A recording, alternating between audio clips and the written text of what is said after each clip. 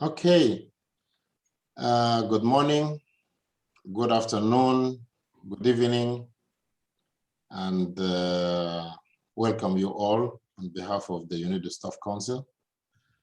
Today we will start our fourth Eminent Speaker Series, where we have a very interesting topic today to discuss. And this will be the digitization and digitalization. I guess at the end of this session, you will understand what the difference between both. I would like to welcome Dr. Aditya Jain and our colleague from all over the world, Andrea from Peru. And our colleagues here, they're always following this program. It's very interesting. And I welcome all of you, speakers and presenters, moderators, and also my guests, also my colleagues. And from here, I hand it over to Andrea. Andrea, please take the floor. Thank you, Hassan. Thank you, Dr. Aditya, for being with us today and everyone else around the world. My name is Andrea. I'm from Peru.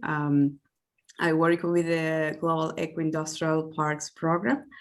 And well, today we have a very interesting session with the topic that we're going to discuss with Dr. Aditya, the impact of digitalization and AI of the future work. So I would like to give a brief resume about Dr. Aditya. He's Associate Professor in Human Resource Management and the head of OB HR department at the Nottingham University Business School. He's also a member of the Center of Occupational Health and Development at the university and a member of the International Standards Organization, Health and Safety Management System Committee, British Standard Human Resource Management Committee, Associate Editor of Safety Science, and the Executive Officer of the European Academy of Occupational Health Psychology. He holds a bachelor's honors in psychology from the University of Delhi and 3 postgraduate degrees from the University of Nottingham. He is a master in work and organizational psychology and a master in public policy and a PhD in applied science psychology. Well, this is a very interesting resume, Dr. Aditya. Thank you for joining us today.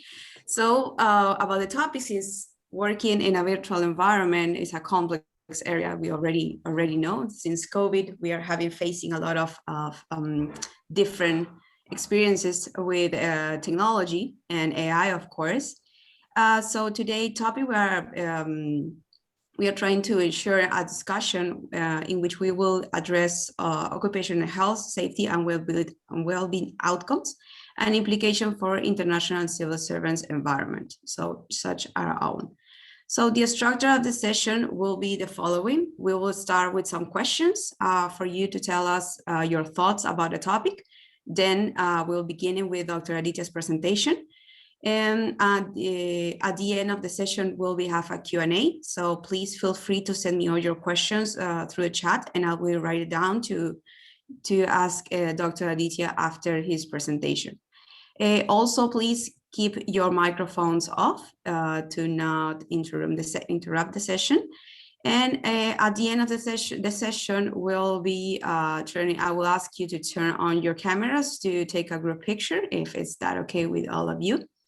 So let's begin our today's session. I would like to start to ask you if from where are you joining us today? Thank you, Stephen. Stephen just sent a link. Please go to the platform and tell us from where you join us today.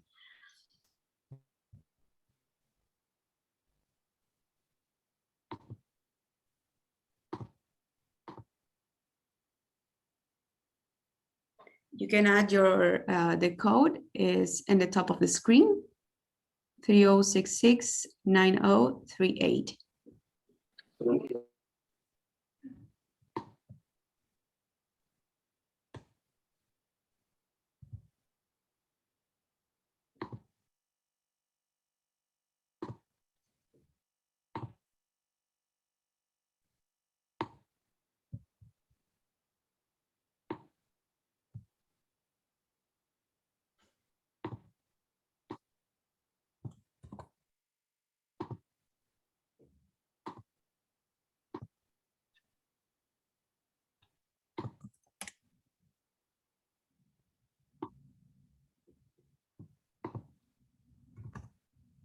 Okay, we're going to give 1 minute to have the chance to go to menti.com.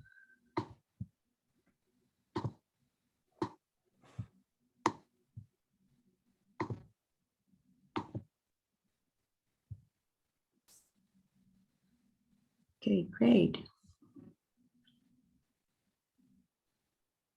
We have people from Mexico, Brazil, Argentina. That's great.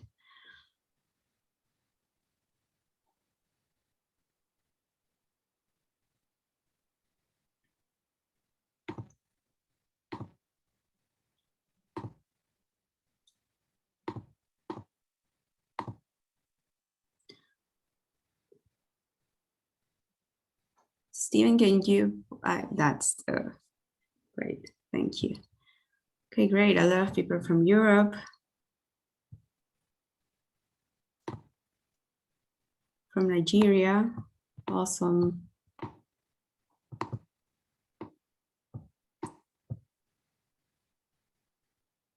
Okay. So let's move to the next questions.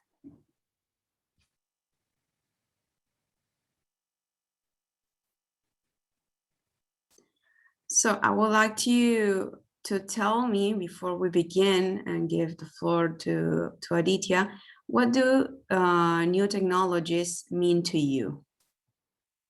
It is about virtual work, AI, deep learning, automation, what it means to you. You can go also to menti.com and use the same code to answer the question.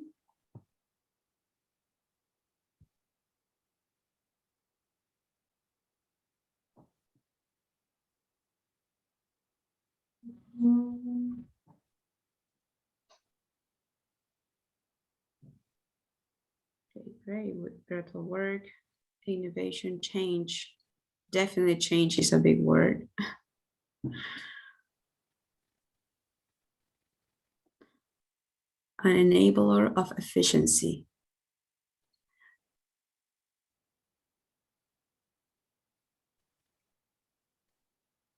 Freedom, change. Optimization, that's good.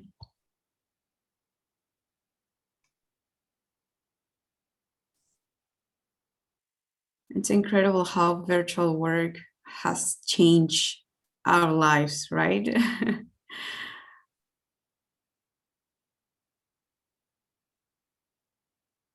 Actually, I would like to picture the next 5 years. Maybe Aditya, this is a question for you. I would like to picture my next 5 years in a new environmental workspace. How would it be?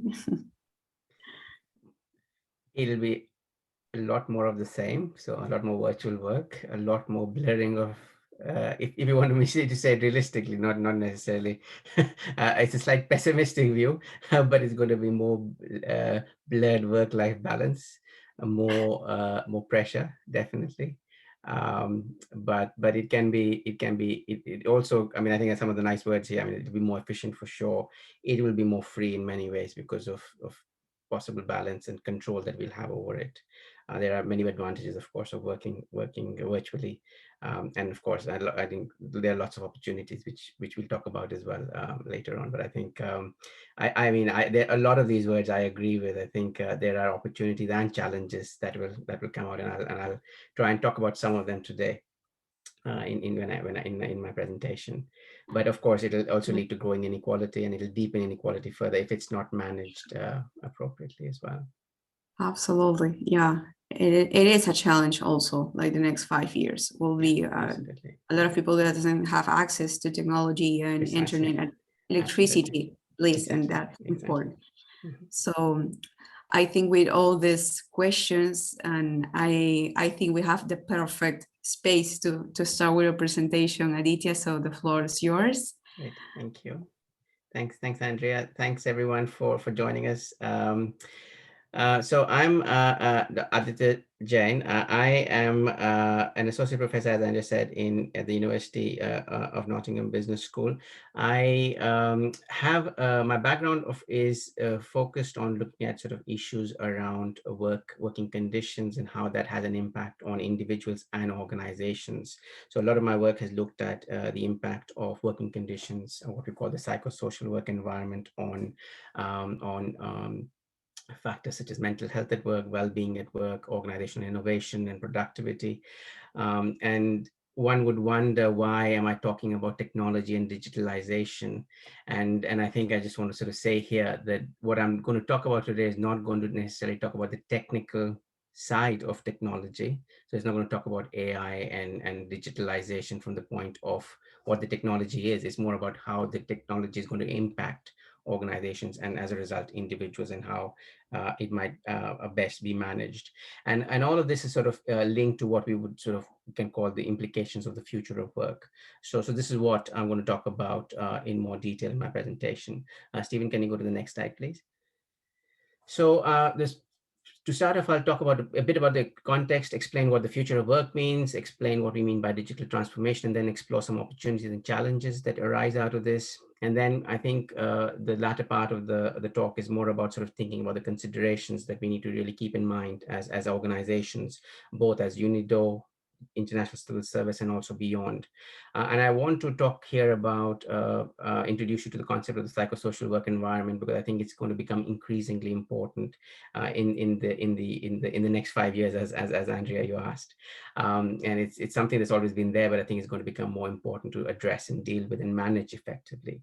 And finally, I'll conclude by talking about some of the challenges and how we can maximize the opportunities that the future of work presents, and digitalization and digital transformation presents. Next slide, please. So to start off, I think the changing nature of work is not a new thing. I think that's very important to recognize. The future of work, it's a funny term that's used, the future of work, but it's the future is anything coming is going to be future anyway. But I think why it's becoming such a big issue and why people are talking about it more and more is because the pace of change is just it's increasing exponentially. So the nature of work has changed over millennia. We had the agrarian society, the industrial society, industrial revolution, which increased the pace of change, and then of course the information society within which we are today. And that has rapidly accelerated how things work, how organizations are set up, what they do. We've seen this huge transition to the knowledge intensive and service-based society across the world, primarily in the developed world, but also in the developing world increasingly. So shift away from manufacturing and agriculture into service-based sectors. And that has had huge impacts in terms of how organizations are managed, in terms of changes in contractual relationships, migration, contingent work, so demographic changes, which aging, increased participation of female in the workforce, and also increased forms of different kinds of work, like sort of self-work, platform-based work. The gig economy has increased. And that again has been further accelerated because of digitalization. So the future of work agenda is closely linked with the concept of digitalization. Now, again, as I said before, it is important to keep in mind here that this is not new. It has always been happening. It's just the pace of change is becoming fast, and that's what's new. And also, of course, with the pandemic, I think that's important that in the context of the last 18 months, things have increased even more drastically, and the impact of digitalization particularly has become quite drastic in many ways. And here you have on the slide, I also put some 10 skills that we think in the next 5 years are going to change. This is from the World Economic Forum's Future of Job report, which talk about how what skills we really will need. And we will need a lot of new skills, and increased use of critical thinking, leadership skills, managing people, developing our resilience further. So the forecast is that it is going to be more challenging in many ways for the individual, and in many ways for the organization as well. But it also, if we develop our skills further and organizational skills further, it does present a lot of opportunities which we can maximize. Next slide, please, Stephen.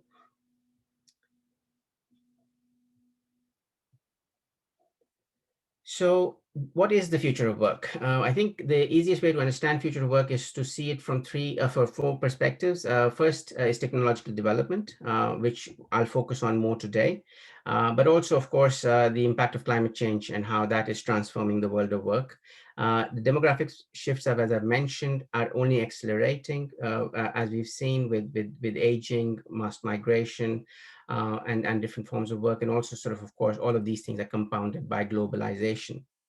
So uh, the future of work basically is about how a combination of these four factors primarily will fundamentally change in how organizations are function, how they are set up, how they are organized, and how they are managed, and also the nature of work itself as a result of this. So over the last few years, the ILO, and I'm assuming a lot of you are familiar with this, they set up a global commission on the future of work.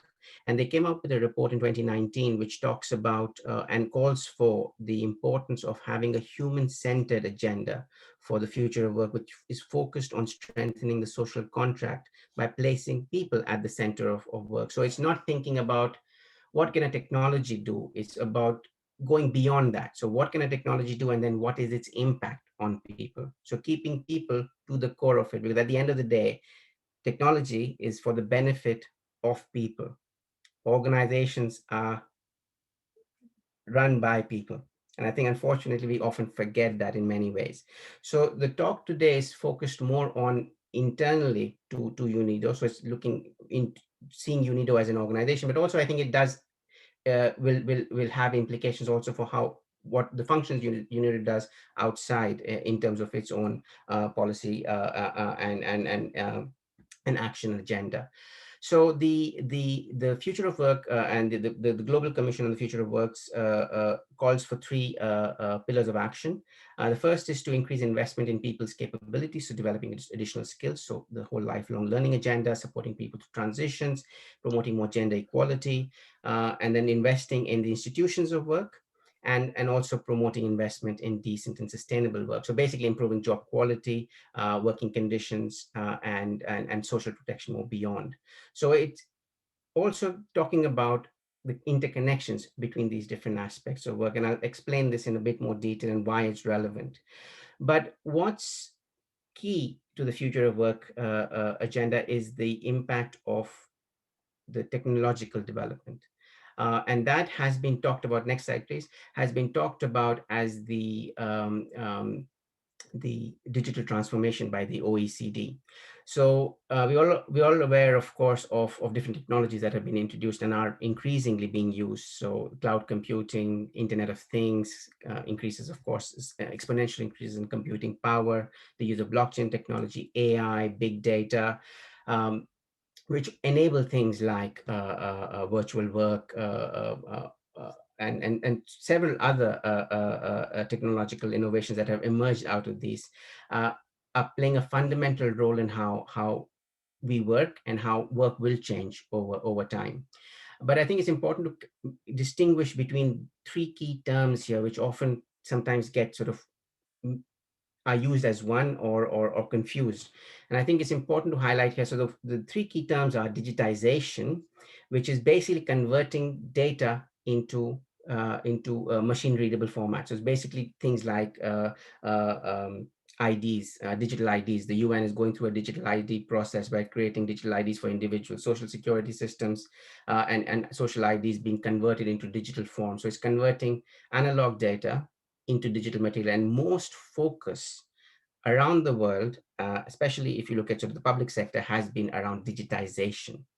Now, digitization is a very technical, it's primarily technical. It does help improve efficiency. It helps improve transparency in many ways. So it's a beneficial thing, and it's happening all over the world, and it will happen increasingly in the future. But in addition to digitization, we also have the concept of digitalization, which is the use of digital technologies and this digitized data, as well as the interconnections that result in new or changes to existing activities. The easiest form or example of that is virtual work. So basically being able to do something like this right now, to present virtually, is a form of digitalization. And the third concept is digital transformation, which refers to the economic and societal effects of both digitization and digitalization.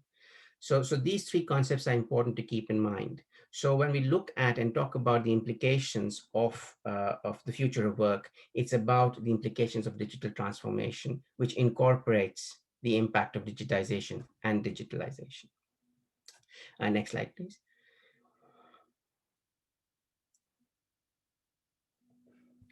So yeah, we have a question. Yes, Dr. Aditya, we'd like to know how invested are you in digital transformation. So please go to menti.com, enter the code, which is in the top of the screen, and tell us please what you think.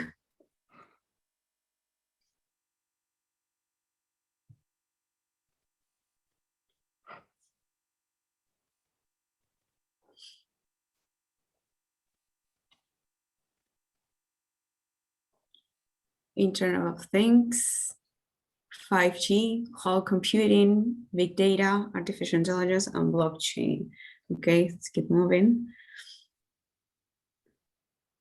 So it's interesting, as you were saying, how interesting is how climate change start getting involved in the equation of digitalization, because I guess we need more infrastructure to provide everyone with access, right? So this has an impact also. Exactly. So that's interesting. It's interesting. We feel that we only have this digitalization and only in as a person, and very human centric, but still we're not thinking about the environment we're living on, which is.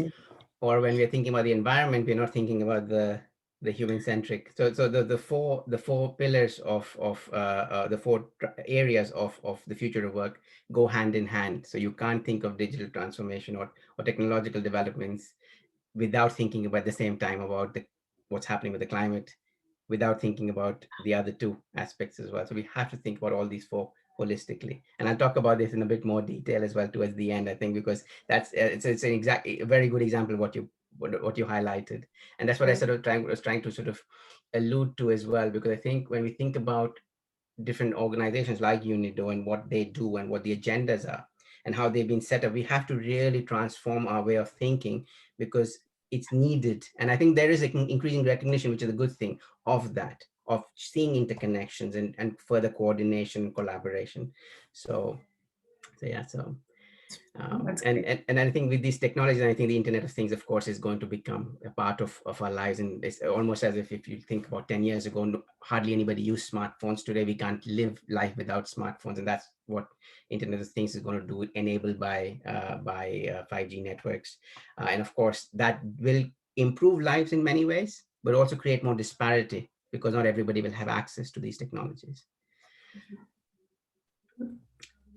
So in terms of digitalization, I think the organization, I just wanted to highlight some key aspects in terms of how things will change and the impact in terms of organizational change. So the development of new technologies such as AI, robotics, wireless connectivity, etc., has been taking place. The pace of, as I said, has increased, and it has had impact on how the nature of location of work. So it enables virtual work, for example. It enables who works and when, how work is organized and managed. It has huge implications on employment and working conditions.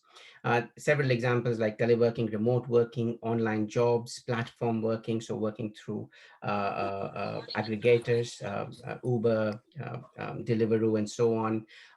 It allows things like hot desking, working in virtual teams, but also we see increased use of virtual reality and augmented reality.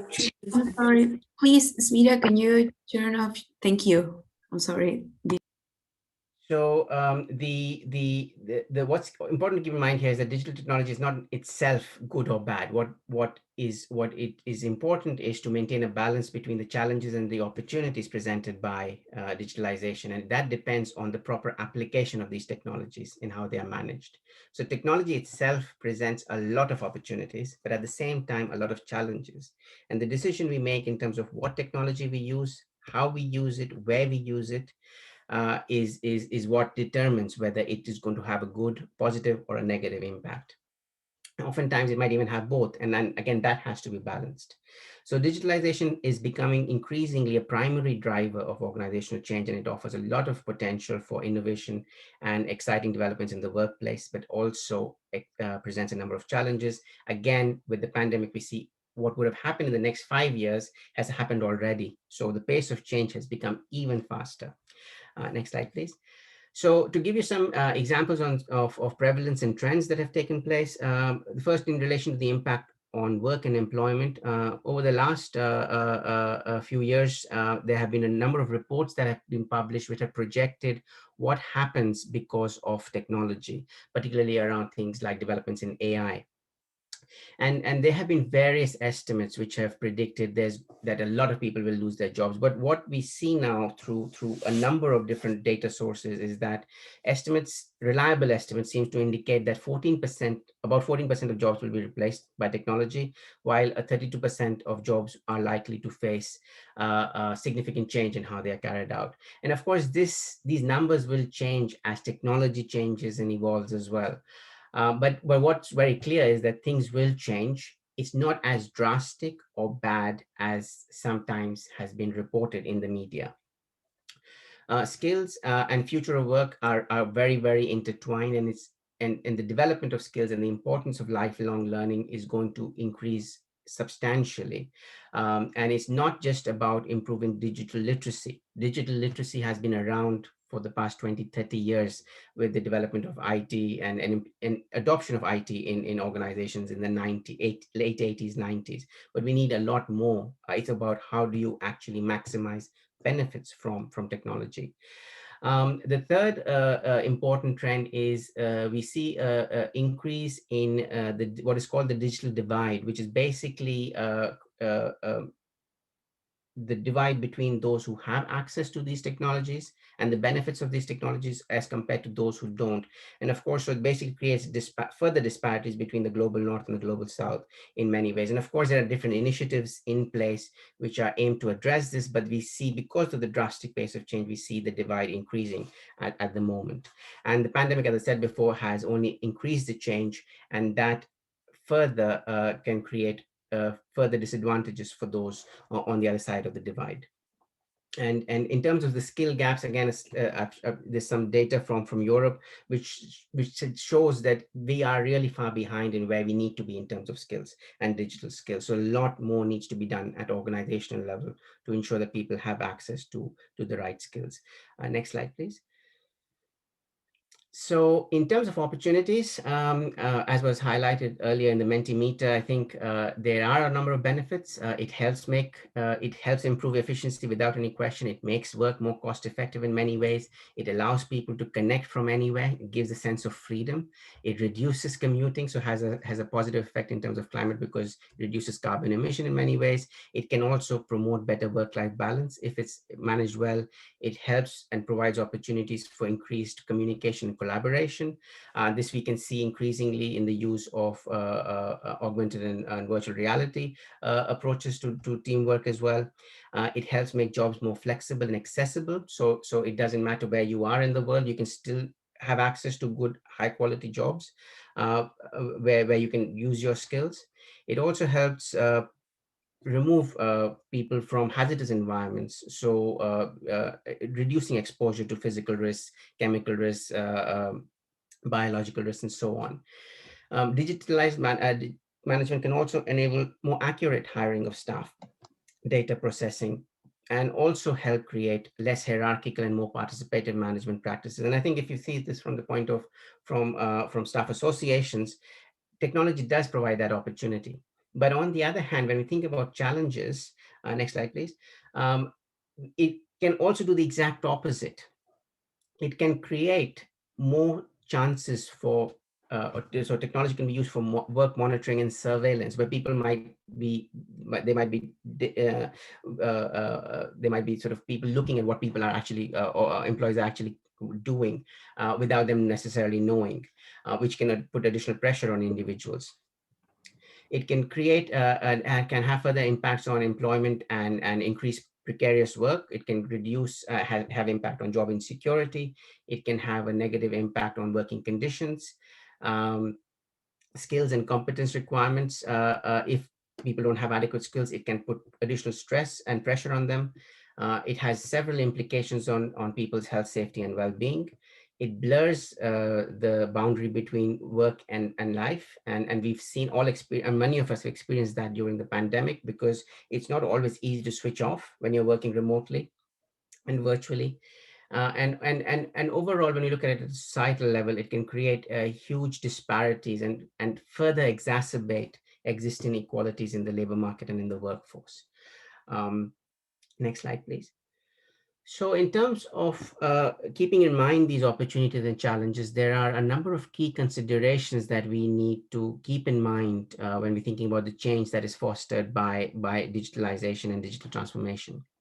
The first is to see it from the policy perspective. So keeping in mind, does the organization have the right balance between the policies in place to address these new and emerging risks? And then also beyond the organization, if you look at it at a national or a regional level, is there adequate regulation to address these issues? And keeping in mind that the human-centered approach of the future of work.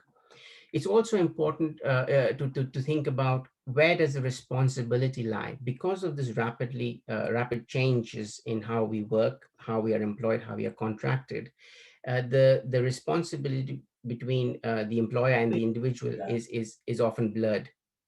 And to give you an example of that, in the initial slides, I said one of the main skills that the World Economic Forum highlighted that individuals will need to develop is increased resilience and stress and develop being able to deal with stress. Now, is that the individual's responsibility or the employer's responsibility to make sure that they manage the work environment so it does not add on to the stress that individuals experience? And I'll talk about this in a bit more detail. It also, we have to think about issues around autonomy and control. So as I said before, we can have more work-life balance. It can give us a sense of freedom, virtual work. But at the same time, if we don't have control over when we switch on, when we switch off, it can take away that autonomy and control. So it can have a detrimental impact. There are also issues around privacy. How is data used? How is monitoring and surveillance used? How is data used in terms of when we're recruiting people, evaluating performance, and so on? It's also important to keep in mind the impact of the technology interface to see how technology is being used, and whether the human and control design principles have been applied appropriately. Also, it's important to keep in mind the balance between productivity. So it helps increase performance, but to what extent do we really need that increase in performance without affecting the individuals and the people involved negatively? So thinking about the health, safety, and well-being implications is extremely important. And finally, it's important to keep in mind the implications around workplace diversity. So how do we provide more support for participation of diverse groups? As said before, we can see the increase in the digital divide, and that's why it's important to keep in mind the different needs of these different groups when we're working in virtual work, and also then develop their skills appropriately. So how can a lifelong perspective be applied? So what I want to focus on is uh, uh, to highlight one of the main implications of these changes in the future of work. So as I said at the start of my presentation, the when we think about the world of work and how it's organized, can be captured from the concept of the psychosocial work environment. And what that basically means is it relates to all aspects of work, how it's organized, how it's designed, and how it's managed. So basically organizations, how they're set up, and how we run our different processes. So it basically is looking at things like, how do you manage work demands, what kind of support exists in the organization, how we reward people, how we deal with interpersonal relationships. So a lot of HR issues. And this concept has been looked at from the perspective of psychosocial hazards and psychosocial risks.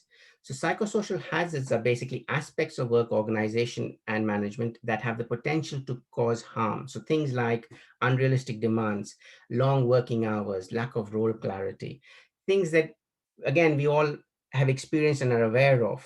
And why it's important, and what we've seen is that exposure to psychosocial hazards can have a negative impact on the individual in terms of health outcomes, but also on the organization in terms of increased sickness absence reduction in productivity and so on. And then that leads to societal negative outcomes. So what we can see from the literature is that in relation to the future of work, the psychosocial hazards, exposure to psychosocial hazards and is going to increase substantially. It's the most significant area which is going to create problems for organizations, which then therefore increases the importance of managing psychosocial risk. Next slide, please. So just again to give you some examples of what we mean by the psychosocial work environment. So there are 10 dimensions which are called psychosocial factors. So things like job content, workload, work pace, work schedule, control, the environment and the equipment, so the working environment and the equipment we use. And as you can see, the first column talks about psychosocial hazards, but the psychosocial hazards, if managed well, can also be positive. So managing the psychosocial work environment can both have a negative, if not managed well, has a negative impact. If managed well, has a positive impact. Next slide. The other 5 dimensions are organizational culture and function, interpersonal relationships at work, roles of individuals in organizations as opportunities for career development, and homework interface. So the psychosocial work environment in a way is basically most aspects relating to individuals in organizations, and how basically it's been simply said, good psychosocial risk management is good management. Next slide, please. So if we talk about looking at what are the implications of the future of work and how can we address the challenges and maximize opportunities, I think it's important to think about the systems we have in place, policies we have in place in the organization. So it's important to make sure that there is an ethical framework for digitalization, codes of conduct, and proper governance. So when we think about technology adoption, we think about the implications of that. It's also at the same time to ensure that there is a clear policy framework which clarify responsibilities for health, safety, and well-being. And why we need to have both of them is because they go hand in hand. Adoption of technology will have implications for health and safety, and more importantly, well-being of individuals. So both policies need to reference each other in many ways. And through that, we can create a strong prevention through design approach, which integrates human factors and work-centered design. So we need to step away from the idea of this department is responsible for well-being. So as you know, as we know in the UN system, staff counselors are responsible for well-being. All employees and those responsible for managing employees are responsible for well-being. It's not just a specific issue managed by specific people. It's important to improve and ensure strengthened structures for involvement of workers and their representatives in the design and implementation of any digitalization strategies, and ensure that there is an adaptive education system and training for workers to develop these skills. And it's also important at the same time to strengthen existing provisions for effective health and safety services, such as access to medical and psychological support, so OH services that that organizations often provide. And it's also important to increase collaboration with academia, industry, and social partners to research the changing nature of work and the impact that technology will bring in. So it's important to recognize the interconnections between the different aspects of work and the implications, and not deal with them in isolation. And that requires a multidisciplinary approach. Next slide, please. Now we have another question for our audience. So do you feel UNIDO needs to put a stronger focus on dealing with the impact of digital transformation? Please go to menti.com and tell us your thoughts.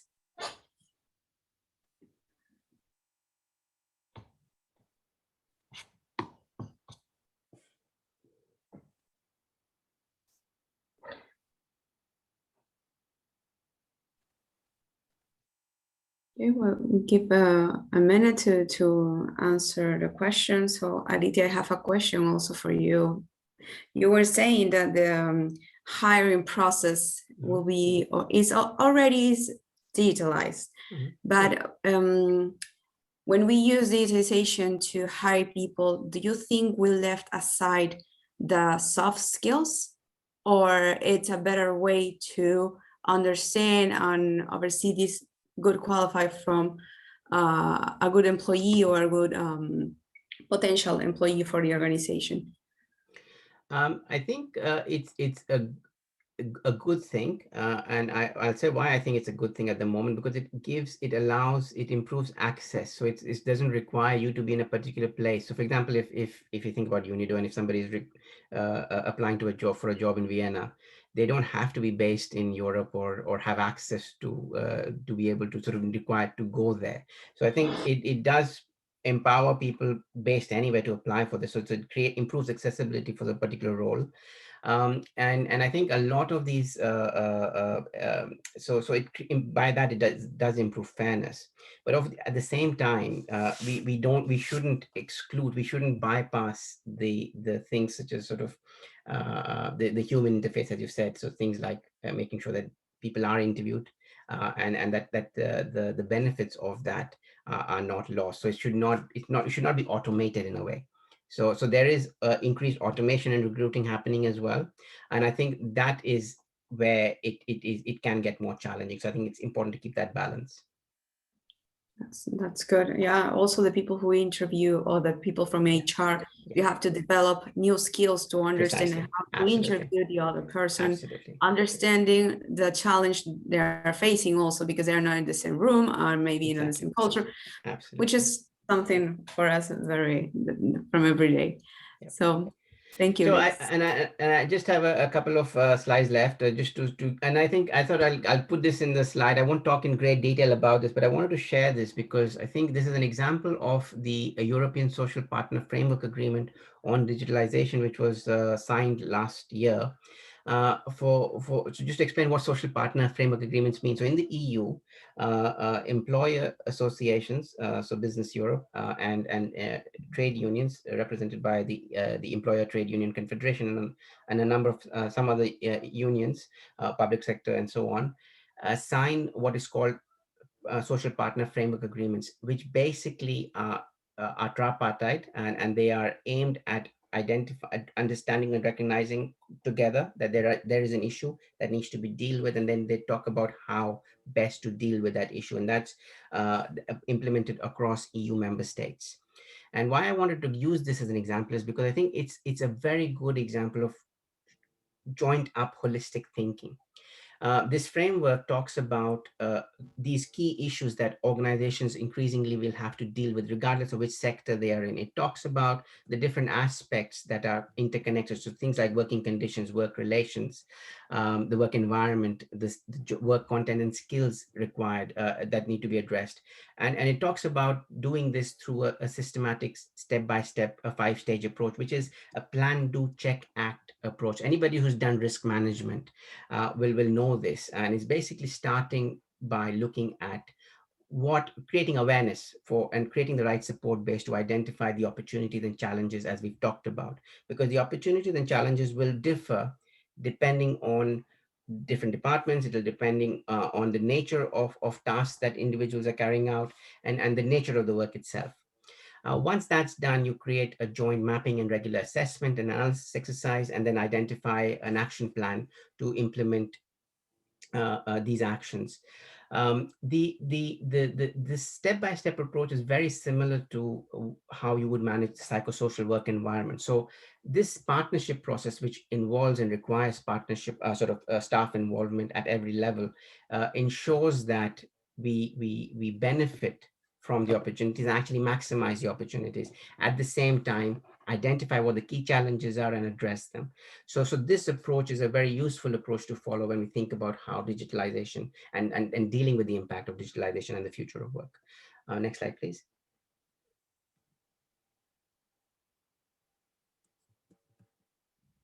Next slide. I think I've talked about this already.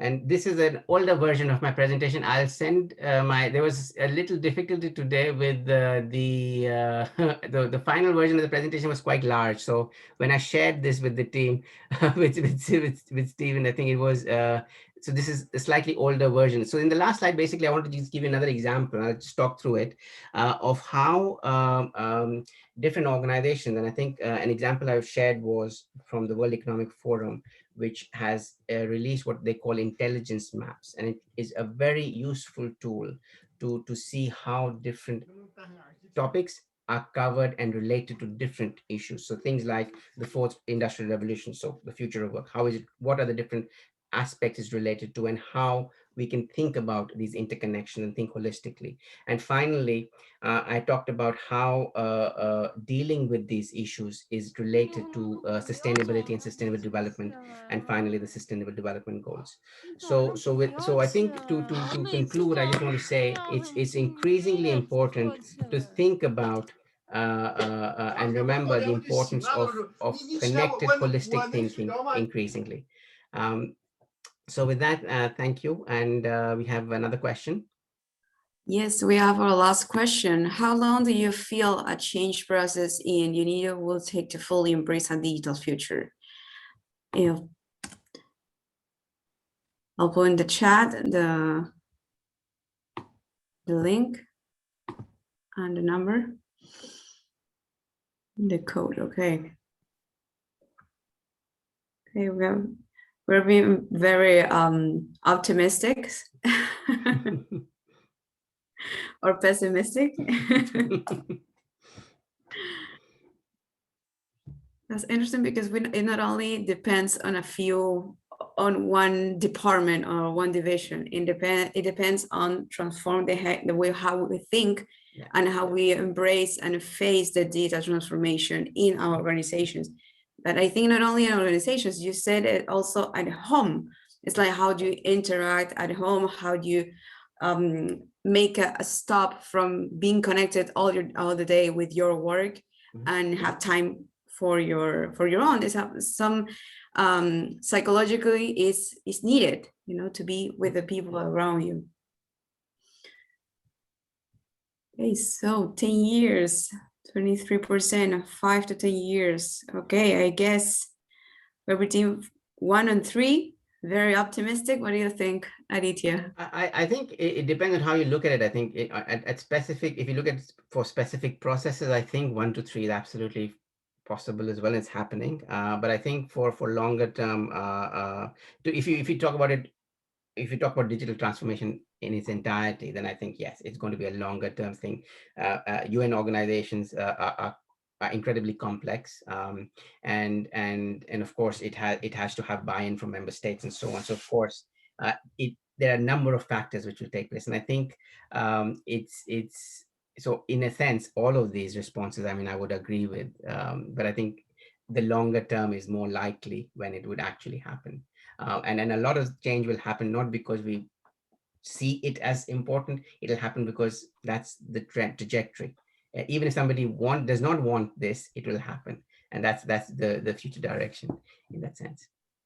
That's great. So that's good. Now I would like to open the mic for anyone who wants to ask any questions. We are now in our Q&A space. So please just raise your hand and ask your question.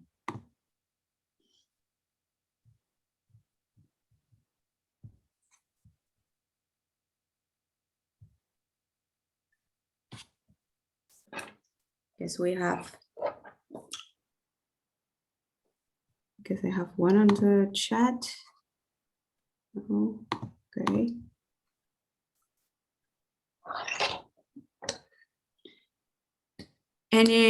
Any recommendation for the UN team to face digitalization in the next 1 to 5 or 1 to 10 years?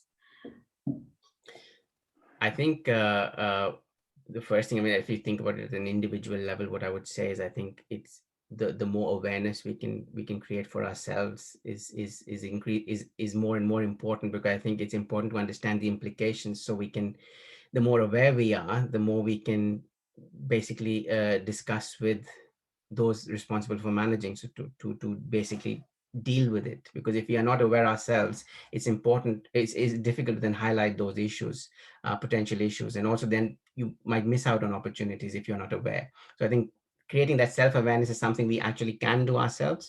But I think from an organizational level, I think it's important to think about, as I said before, I mean, fundamentally, we have to break the siloed thinking which exists everywhere. Even if I think about my own organization, my own university, we tend to think in what is the remit of my work, what do I need to do this specific task, and that's it. And what we are missing out on is we're not thinking about the implications of that on other things. And of course, that's extremely challenging to keep in mind everything. But I think the more we need to connect more with others.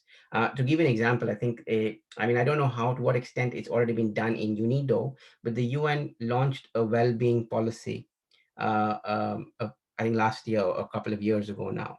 And that well-being policy does not necessarily take into account a range of different aspects which have to be or should be considered. It is seen as, of course, the responsibility of this it lies with HR, but at the same time, it should not just be seen as an HR issue. That policy is relevant for all line managers. And I think that's what we have to break. That's just a small example. There are many other examples. And why that's important, even more important. I'm not saying it's important now. It's always been important. It's even more important now because the pace of change means we need to be prepared for what's coming. And that's why these things become more important. And in the final version of the slides, you'll see there are some figures that I had put from the World Health Organization around anxiety and depression. These figures are already very high. They happen for various reasons, but work-related impact is also quite significant, and it's going to increase further. So dealing with this and having that approach that the digital the social partner agreement does is extremely important, because it helps deal with the underlying issues. Absolutely interesting. Yes, absolutely agree with you also. And now we have two questions. Stephen, would you like to open the mic?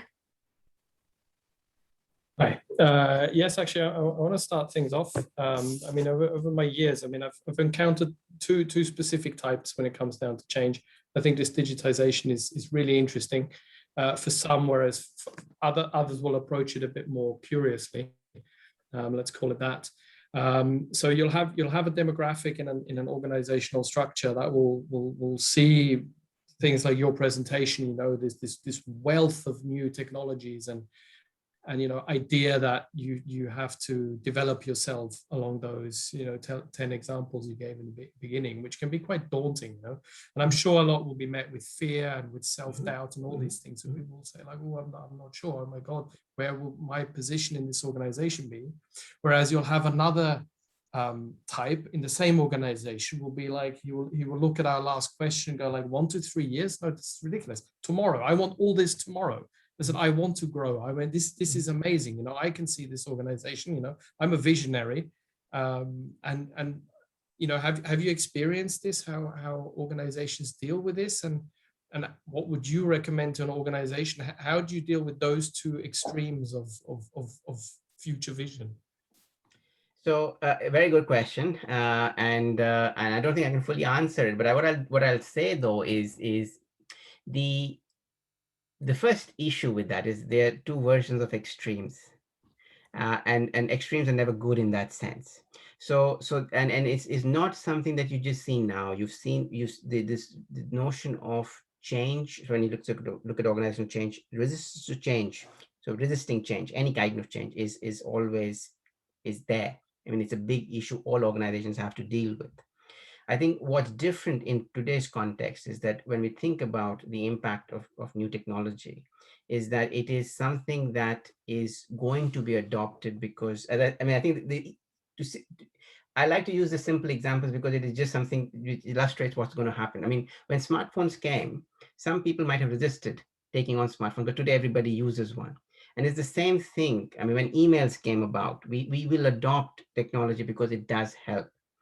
Now, the problem with both extremes, where they find something too daunting because they say everything is working fine, why do we need it, to those who say we need to do it tomorrow, both are problematic in the sense, one, because the latter one, the second one, which wants to do it tomorrow, will not think it through, will not think about the implications. It has to be done in a step-by-step planned approach. So I think, and the first one, which is daunted by it, and therefore will not look at what it actually can benefit and how it can benefit the organization, how it can benefit the individual. So this is why creating awareness. So the stage one of this process that I showed from the European Social Partner Framework Agreement can help overcome both examples. It's basically by first looking at what we have. What are the opportunities? So basically create awareness about what we have already in terms of technologies, what policies we have in place, and then what are the implications. And through that creation of awareness and further discussion, we can take step by step those move through those stages. And that helps overcome the resistance to change, because you're finding support at the same time, you're addressing concerns that people might have, and you are not rushing through it. Because if somebody is very keen because they think that's brilliant, we don't need, this is not developing a new product where you have to be first in the market. So there's no rushness in that sense. So I think it's important to implement change systematically and thought and considered change. So yeah, so I don't think it fully answers your question, Stephen, but I think I hope I've tried to sort of. No, it does. Thank you. Yeah. We have a time for one more question. I think. Okay, no, we don't. Okay, so well, I think is yeah, I would like to thank you, Aditya, for your presentation and all your patience with our questions. It's it has been a very interesting topic, and I think there's a lot of more to talk about. So thank you. And I would like to ask all of you to turn on your cameras to take a quick picture of all of us. So please.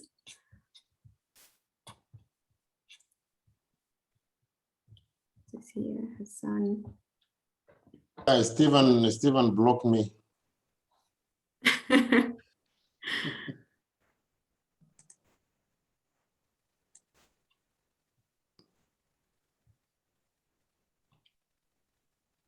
Okay. Okay, thank you, Stephen, for the permission.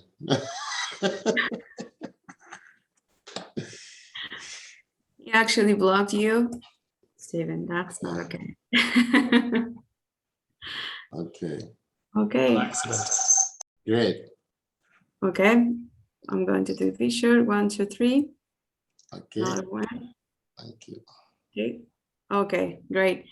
Thank you, everyone. Thank you, Hassan, for the invitation. Thank you for the UNIDO Staff Council. This is, I will let you, the floor is yours, Hassan. Thank you. Thank you, everyone. Today, Dr. Jain, he took us, in a very nice trip over the sky, because yeah, it was. I think it was a lot, and I apologize for that. I was told on the cloud. It should be, yes, it was, and I think, yeah. So if you have any questions and you want to sort of have any discussion, no, we will be in contact with you. Yeah, and actually, absolutely, I'll be happy to. We have digitization, efforts towards, digitizing so many things that we have, working with the management, with the help of the Staff Council. Thank you very much. I thank all my colleagues all over the place, and hope to see you again. We will not be having Eminent Speaker Series in the course of August. We will see you early in September. Thank you, Andrea. Well done. Thank you, Jain, Dr. Jain. Well done. And thank you all my colleagues. And then, yeah, we'll see you next time. Thank you very much. Thanks, everyone. Thank you.